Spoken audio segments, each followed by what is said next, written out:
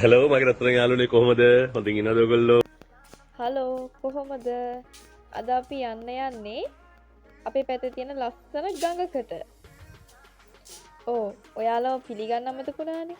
එහෙනම් සාදරයෙන් පිළිගන්නම් මගේ YouTube channel එකට. අද අපේ චූටි යාළුවත් එනවනේ අපිත් එක්ක නාන්න.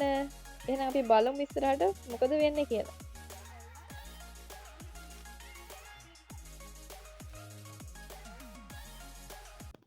හරි එහෙනම් දැන් තියෙන ඉතින් යන්න. ඔයාලා කැමති නැද්ද නිකන් ඔය ඇලවල් වලින් අඟවල් වලින් එහෙම නාන්න තියනවද? මට නම් පුදුම පිස්සුවක් තියෙන පොඩි කාලේ ඉඳන්. අපි ගමක හිටියත් අපේ ගෙවල් පැත්තේ එහෙම ලොකුවට ඇලක් දොලක් නැහැ. තියෙනවා චූටි ඇල පාරක්. ඒ වුණාට ඒකේ ලොකුවට බැහැලා නාන්න. පිටරට රටවල් මරා ගන්නකොට අපේ චූටි රටට තමයි හැමදාම කරදර වෙන්නේ. මේ බලන්න කවිස්තාවලි ටවුන් එකේ අදුටු පිට පෙට්‍රල් පෝලින් අපිට ඕනි වෙන්නේ ඩීසල් නිසා අපි ඉක්මනටම වාහනයක ඩීසල් ටිකක් ගහගත්තා.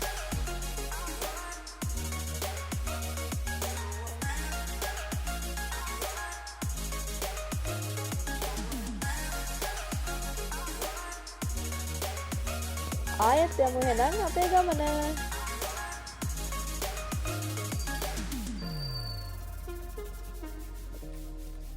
ඔයාලට කිව්වට ඔයාලා මේ පාරවල් නම් දන්නේ නැතුව ඇති. අපි ඉන්නේ සීතාවකින් ඇතුල් පාරේ.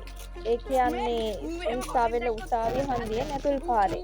ඒ පාරේ දිගටම ඇවිල්ලා ලයිට් පාර හන්දිය කියලා තැනක් තියෙනවා. එතනින් ඇතුළට එන්න ඕනි. එතනින් උඩට එනකොට තමයි අපි මේ ආපු නාන තොටුපොළට එන්න පුළුවන්.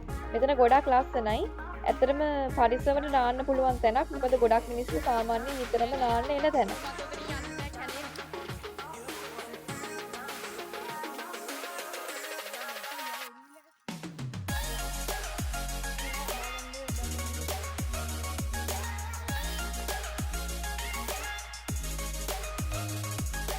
අපි මේ කතා කර ආවේ ඔය දෙපැත්තේ සේරගස් වගේ තියෙන පඳුරු జాතියක් තියෙන්නේ අන්න ඒව ගැන.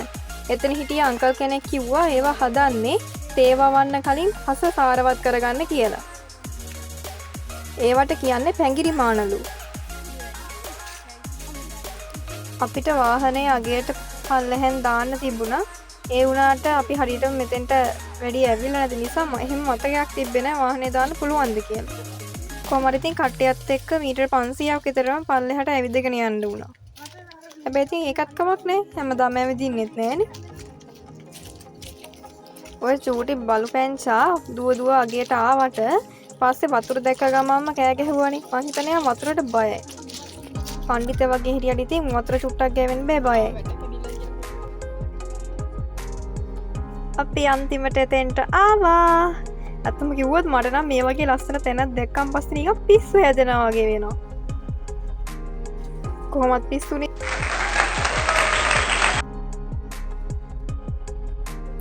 අපි එනකොටත් එතන තව පවුලක කට්ටියක් ඇවිල්ලා හිටියා.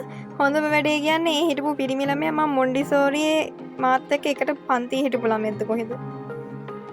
අවුරුදු ගානකට පස්සේ හම්බුනේ ඉතින්. හැබැයි මං යාගේ නම අහගත්තේ නැහැ. මොකටද නේ කොල්ලන්ගේ නම්? හයියෝ හරියට කැමරාවත් අල්ලගෙන මන් තාම දන්නේ නෑනේ. තාම ඉතින් පුරුදු වෙන ගමන්නේ. තාම මේකට ආදුනිකයි. මෙන්න බලන්නකෝ වැඩක්. මෙයා වතුරට බහින්න මාර බයයි. ඉතින් අපි වඩාගෙන තමයි ආවේ එහා පැත්තේ තියෙන ගල් පොත්ත ගාවට එක්කන් ගියේ.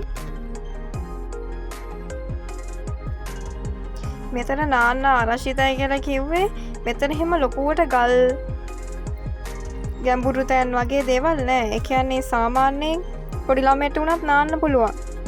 පූල් එකක වගේ එක සමාන මට්ටමක තමයි වතුර තියෙන්නේ. එතකොට වතුර අඩු හරියකින් පොඩි ළමයට උනත් නා ගන්න පුළුවන්. අනිත් එක වතුර මාරම පිරිසුදුයි.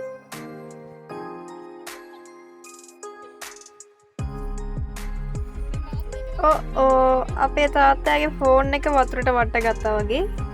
හැබැයි ඒක ප්‍රශ්නයක් වුණේ නෑ. පස්සේ ඒක ආපහු වැඩ කරා. කොහොම තමයි ඉතින් මේ වගේ ගමනක් එනකොට අපි වගේ පිස්සෝ ටිකක් එක්ක එනකොට එයාලට හරි කරදර. කියන්න බැරුණානේ. මෙයාගේ නම ලැසි. මෙයා කිව්වේ අපේ මල්ලි නෙමෙයි බලු පෙටියා. අපේ මල්ලි ඉතින් බඩු පිටික වගේ තමයි වෙනසක් නැහැ.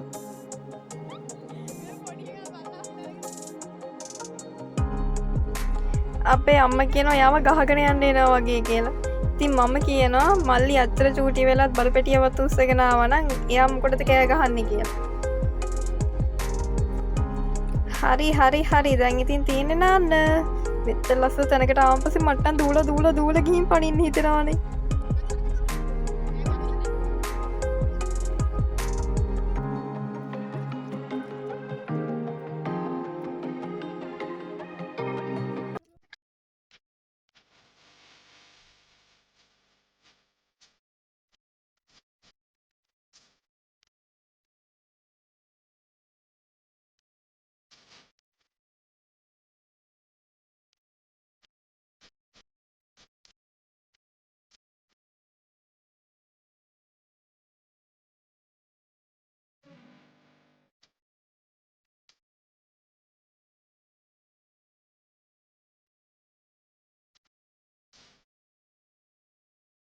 ජීවිතයේ මේ විදිහට ප්‍රාර්ථනා පුරවාගෙන කාලය තුල දිව යනවා.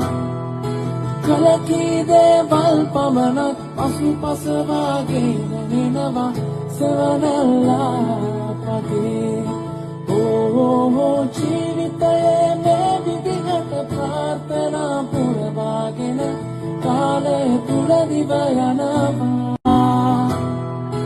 කලකී දේවල් පමණක් පසුපස වාගෙන වෙනවා සවනල්ලා පගේ.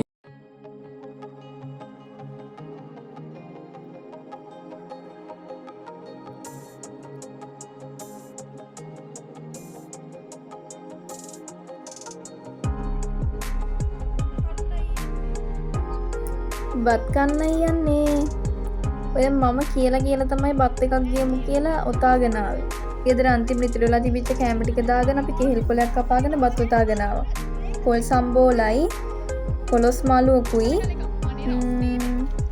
පපඩුනුයි තිබ්බා. ඒ වෙලාවට ඉතින් ඒක මරු.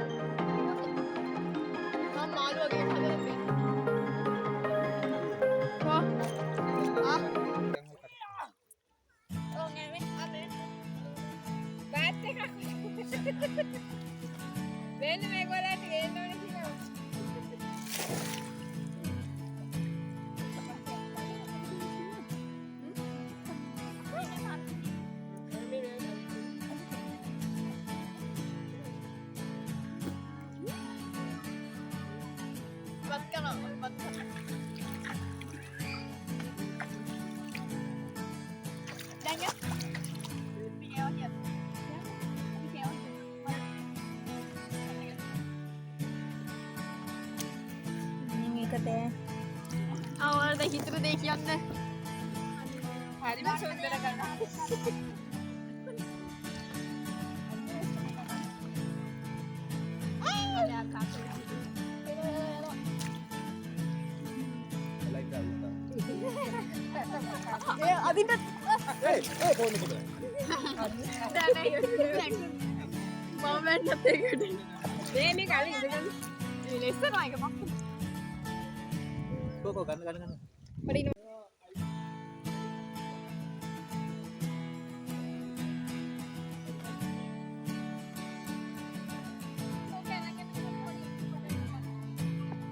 ඔයාට මාව කවුරු වගේද පේන්නේ?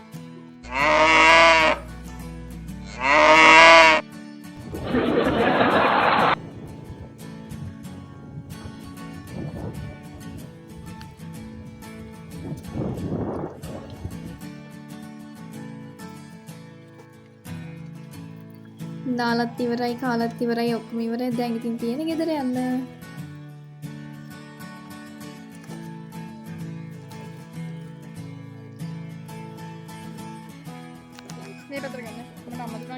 අපි යන්න ටික තියාගන්න ඕනේ. මේ ටික කොහොම පිටිපස්සටද නැත්තම් ඔයාලට තේරෙනවා ඇති මම මේ කැමරා කරගන්න කෙනෙක් නැතුව විදිහට දුකක් කාගේද? අපේ නංගි දන්නේ පච පච කාලේ කියවන්න විතරයි.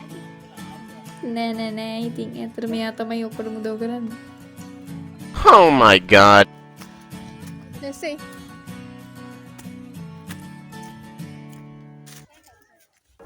රිදි මාරු කරනවා ෆොටෝ ගන්න. හරි. අපි යන්න.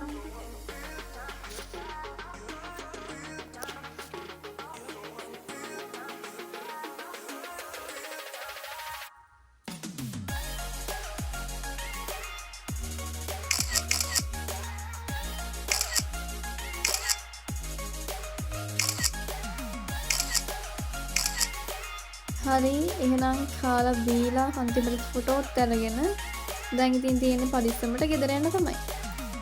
එහෙනම් ඉතින් ඔයාලට ගොඩාක් thank you මගේ වීඩියෝස් බලුවට දිගටම මාත් එක්ක ඉන්න.